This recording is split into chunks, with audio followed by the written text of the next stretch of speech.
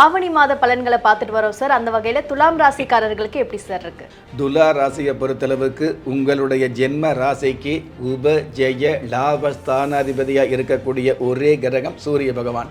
அந்த சூரிய பகவான் அதே உப ஜெய லாபஸ்தானத்தில் வந்து ஆட்சி பலம் பெற்று இருக்கிறதுனால, சொந்த வீட்டில் வந்து ஆட்சி பல சம்மந்தப்பட்ட தகுதியோடு இருக்கிறதுனால மிகுதியான செல்வங்களை கொடுக்கக்கூடிய, உங்களுடைய தகுதிக்கு தகுந்த வருமானம் அப்படிங்கிறத விட தகுதிக்கு மிகுந்த வருமானங்களை கொடுக்கக்கூடியது, ஆசைப்பட்ட விஷயங்கள் நடக்குது அப்படிங்கிறத விட உங்களுடைய தகுதிக்கு மேலான விஷயங்கள் எல்லாம் நடக்கக்கூடிய மாதமாக ஆவணி மாதம் அமையப் போகுது. பொதுவாகவே ஒரு சில பேர் ஆசைப்படும் பொழுது வெளியில் சொல்லுவோம் இல்லையா, பெற்றவங்க கிட்ட மற்றவங்க கிட்ட தன்னுடைய ஆசையை சொல்லும் பொழுது ஒரு சில குடும்பங்களில் சொல்லுவாங்க, தகுதிக்கு தகுந்த மாதிரி ஆசைப்படுன்னு சொல்லுவாங்க. அந்த மாதிரி தகுதிக்கு தகுந்த மாதிரி ஆசைகள் மட்டுமல்ல, தகுதிக்கு மிகுந்த ஆசைகள் கூட நிறைவேறக்கூடிய மாதமாக ஆவணி மாதம் துலா ராசிக்கு அமையப் போகுது.